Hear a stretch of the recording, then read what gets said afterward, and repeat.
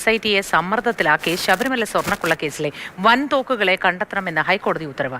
ഇതുവരെ പ്രതിസ്ഥാനത്ത് ഇല്ലാത്ത വമ്പന്മാർ കൊള്ളയ്ക്ക് പിന്നിലുണ്ട് എന്നാണ് കോടതിയുടെ നിലപാട്. ശബരിമലയിലെ ഉണ്ണികൃഷ്ണൻ പോറ്റിയുടെ അടുപ്പക്കാരെ കണ്ടെത്തണമെന്ന കോടതി ഉത്തരവും SITക്ക് പാലിക്കേണ്ടി വരും. പോറ്റിക്ക് സ്വർണ്ണപ്പാളി കൊടുത്തുവിടാൻ ബോർഡ് യോഗം തീരുമാനിച്ചിരുന്നില്ല. ബോർഡ് തീരുമാനിച്ചതിന് വിരുദ്ധമായി ഉത്തരവിറക്കിയത് എസ് ജയശ്രീ എന്നും കോടതി കണ്ടെത്തി. ബിന്നിൽ ചേർന്ന് വിശദാംശങ്ങളുമായി. ബിന്നിൽ, ഗുഡ് മോർണിംഗ്. വളരെ ശക്തമായ നിരീക്ഷണവും നിർദ്ദേശവുമാണ് കോടതിയുടെ ഭാഗത്തുനിന്ന് ഇക്കാര്യത്തിൽ ഉണ്ടായിട്ടുള്ളത്. വൻതോക്കുകളിലേക്ക്, വമ്പൻ സ്രാവുകളിലേക്ക് അന്വേഷണം എത്തണം എന്ന കാര്യത്തിൽ നിർബന്ധമുണ്ട് കോടതിക്ക്. അതുകൊണ്ട് തന്നെ ശരിയായ ഗതിയിൽ ഈ അന്വേഷണം പോകുമെന്ന് കരുതാമോ? പിന്നെ ഗുഡ് മോർണിംഗ് മോത്തി. തീർച്ചയായും നമുക്ക് ആ രീതിയിൽ തന്നെ കാണേണ്ടി വരും. കാരണം ശബരിമല സ്വർണ്ണക്കൊള്ള കേസിനെ ചെറുതായിട്ടല്ല ഹൈക്കോടതി കാണുന്നത്. ഹൈക്കോടതി ഇന്നലെ എസ് ജയശ്രീയുടെയും എസ് ശ്രീകുമാറിന്റെയും ജാമ്യം തള്ളിക്കൊണ്ടുള്ള ഉത്തരവിലാണ് ശക്തമായ ചില നിരീക്ഷണങ്ങളും ചില നിർദ്ദേശങ്ങളും SITക്ക് നൽകിയിരിക്കുന്നത്. നിങ്ങൾ ഇതുവരെ പ്രതിസ്ഥാനത്ത് എത്തിച്ചിരിക്കുന്ന ആളുകളൊന്നുമല്ല, അവർക്കും അപ്പുറത്ത് വൻ തോക്കുകൾ ഇതിന് പിന്നിലുണ്ട് എന്നാണ് കോടതിയുടെ നിലപാട്. ആ വൻ തോക്കുകളിലേക്ക് പോകൂ, നിങ്ങൾ മടിച്ചു നിൽക്കേണ്ടതില്ല. ഇതിൽ ആരൊക്കെ ഉൾപ്പെട്ടിട്ടുണ്ടോ അവരെയെല്ലാം നിയമത്തിന് മുന്നിലേക്ക് കൊണ്ടുവരണമെന്ന കൃത്യമായ നിർദ്ദേശം അന്വേഷണ ഉദ്യോഗസ്ഥന്, ഇൻവെസ്റ്റിഗേഷൻ ഓഫീസറിന് കൃത്യമായും ആ ഉത്തരവിൽ പറയുന്നുണ്ട്. ഇൻവെസ്റ്റിഗേഷൻ ഓഫീസർക്ക് നൽകുകയാണ് ഇപ്പോൾ ഹൈക്കോടതി ചെയ്തിരിക്കുന്നത്. അതിലൂടെ ഏറ്റവും പ്രധാനപ്പെട്ട കാര്യമെന്നത് ഇതുമായി ബന്ധപ്പെട്ട് ഇനി മുന്നോട്ട് പോകുമ്പോൾ നിലവിൽ പ്രതിസ്ഥാനത്തുള്ളവരിൽ നിന്ന് അപ്പുറത്തേക്ക് ആരൊക്കെ എന്നത് കണ്ടെത്തുക എന്നതാണ് SITയെ സംബന്ധിച്ചിടത്തോളം ഏറ്റവും പ്രധാനപ്പെട്ട കാര്യം. അതായത് ഇപ്പോഴത്തെ അറസ്റ്റുകളിലും നടപടികളിലും ഒന്നും ഇത് നിൽക്കില്ല, അതിനപ്പുറത്തേക്ക് പോകണം. വിശാലമായ അർത്ഥത്തിലുള്ള ഗൂഢാലോചന ഈ കേസിൽ ഉണ്ടായിട്ടുണ്ട്. ആ ഗൂഢാലോചനയിലേക്ക് അന്വേഷണം ഉണ്ടാകണം, അതിന് പിന്നിലുള്ളവരെ കണ്ടെത്തണം എന്നാണ് കോടതി പറഞ്ഞിരിക്കുമ്പോൾ ആരൊക്കെയായിരിക്കും ആ വീഴാൻ പോകുന്ന വൻതോക്കുകൾ എന്നതാണ് ഏറ്റവും പ്രധാനപ്പെട്ട കാര്യം. ശബരിമലയിലെ ഉന്നത സ്ഥാനീയരായ വൻതോക്കുകൾ എന്ന് തന്നെയാണ് കോടതി ഉദ്ദേശിക്കുന്നത്.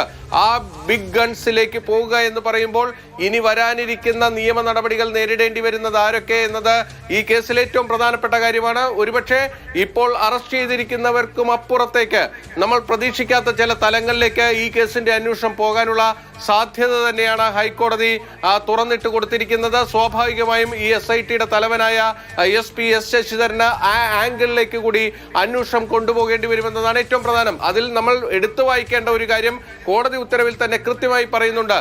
വലിയൊരു പ്രഭാവലയം സൃഷ്ടിച്ച് ഈ ഉണ്ണികൃഷ്ണൻ പോറ്റി ശബരിമല സന്നിധാനത്ത് അനിയന്ത്രിതമായ സ്വാതന്ത്ര്യത്തോടെ വിലസുകയായിരുന്നു. അപ്പോൾ അത്തരത്തിൽ വലിയ സ്വാതന്ത്ര്യം ഉണ്ണികൃഷ്ണൻ പോറ്റി എന്ന ഒരാൾക്ക് അവിടെ എങ്ങനെ കിട്ടി? ഉണ്ണികൃഷ്ണൻ പോറ്റിയെ സംബന്ധിച്ച് അവിടെ ഒരു ഔദ്യോഗികമായ സ്ഥാനങ്ങൾ ഒന്നും തന്നെ ഇല്ലാത്തയാളാണ്. അപ്പോൾ ആരാണ് യഥാർത്ഥത്തിലുള്ള ഉണ്ണികൃഷ്ണൻ പോറ്റിയുടെ സ്പോൺസർ? ആ സ്പോൺസറിലേക്ക് പോകുമെന്നാണ് ഇപ്പോൾ ഹൈക്കോടതി പറഞ്ഞിരിക്കുന്നത്. അതായത് ഉണ്ണികൃഷ്ണൻ പോറ്റിയുമായി ഏറ്റവും അടുത്ത ബന്ധമുള്ളവർ, ഉണ്ണികൃഷ്ണൻ പോറ്റി നിരന്തരമായി ബന്ധപ്പെടുന്നവർ, അവരിലേക്ക് അന്വേഷണം പോകണമെന്ന് പറഞ്ഞാൽ സ്വാഭാവികമായും വരാൻ പോകുന്നത്. ദേവസ്വം ബോർഡ് യോഗം തീരുമാനിച്ചിരുന്നില്ല. ഈ ബോർഡ് യോഗത്തിന് തീരുമാനമില്ലാത്ത അവസരത്തിലാണ് അങ്ങനെ ഒരു ഉത്തരവിറക്കി എസ് ജയശ്രീ ഇതിൽ ഇടപെടൽ നടത്തിയത്. അങ്ങനെയെങ്കിൽ SITയുടെ തുടർ നടപടി എന്തായിരിക്കും? കോടതി കൂടി ഇക്കാര്യം ശക്തമായ ഭാഷയിൽ പറഞ്ഞതോടുകൂടി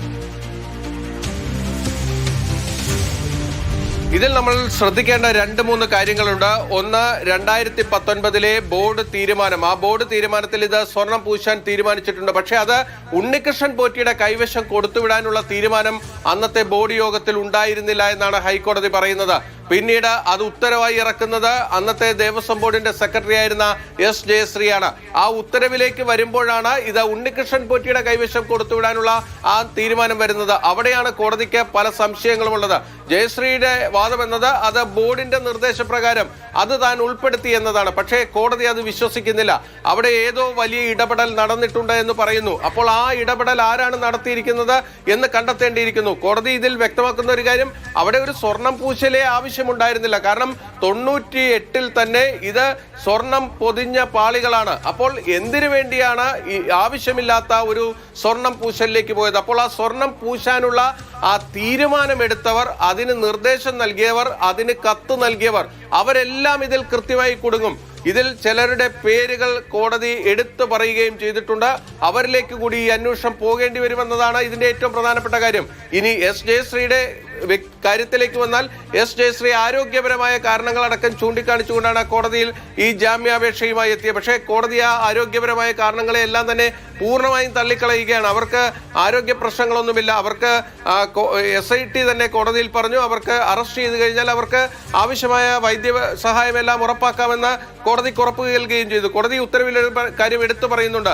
അതായത് ഈ കേസിൽ പ്രതി ചേർത്ത ദിവസമാണ് അവർ എറണാകുളത്തെ ഒരു സ്വകാര്യ ആശുപത്രിയിൽ ചികിത്സ തേടിയിരിക്കുന്നത്. ആ ചികിത്സ തേടി അവരുടെ ഡിസ്ചാർജ് സമ്മറിയിൽ തന്നെ അവർക്ക് മറ്റ് ആരോഗ്യ പ്രശ്നങ്ങളില്ല എന്ന് വ്യക്തമാക്കുകയും ചെയ്യുന്നുണ്ട്.